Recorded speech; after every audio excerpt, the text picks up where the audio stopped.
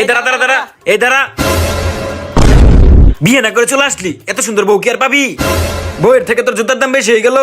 আমার এত দামি জুতা বউ গেলে বউ পাওয়া যাইতো, আমার এত দামি জুতা গেলে কি জুতা পাইতাম? আচ্ছা আচ্ছা, হয়েছে হয়েছে, কালকে থেকে আবার পাত্রী খোঁজা লাগবে। কিন্তু কিন্তু কি?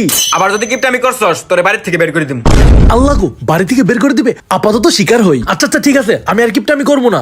যা এখন ঘরে যা। যাচ্ছি যাচ্ছি, যতই শিকার হই কিপটামি করা কি আর বন্ধ করবো? কয়েকদিন পর।